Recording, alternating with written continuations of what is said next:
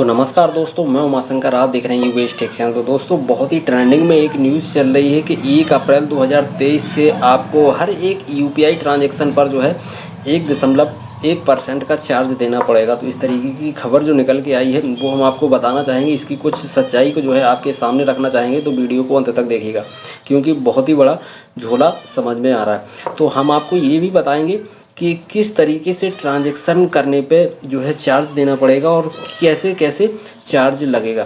तो सबसे पहले हम आपको ये बता देना चाहते हैं कि ये जो बात सामने आई है कि 1 अप्रैल 2023 से आपको 1.1% का चार्ज देना पड़ेगा 2000 से अधिक ट्रांजैक्शन करने पर, तो ये बात सही भी है और गलत भी है। सही कैसे है और गलत कैसे है ये आप समझिए, ठीक है।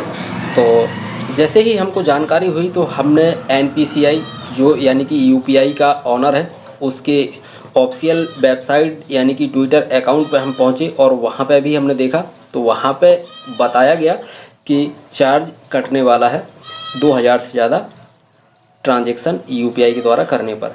तो किस तरीके से ये कटेगा वो हम आपको बता देते हैं और समझा देते हैं।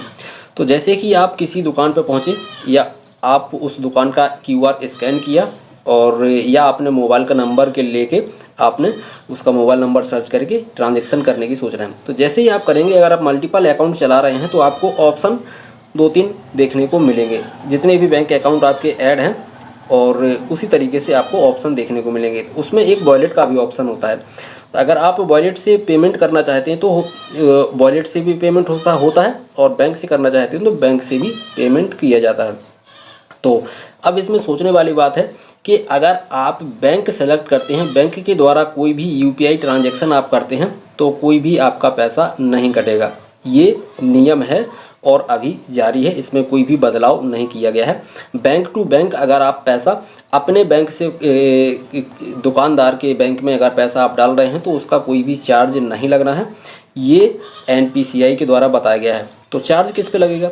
ये पीपीआई पे चार्ज लगने वाला है दोस्तों। तो ये सवाल बना हुआ है कि चार्ज फिर किस पे लगने वाला है। तो पीपीआई के द्वारा ये चार्ज लगेगा। तो पीपीआई क्या होता है अभी आप समझ लीजिए।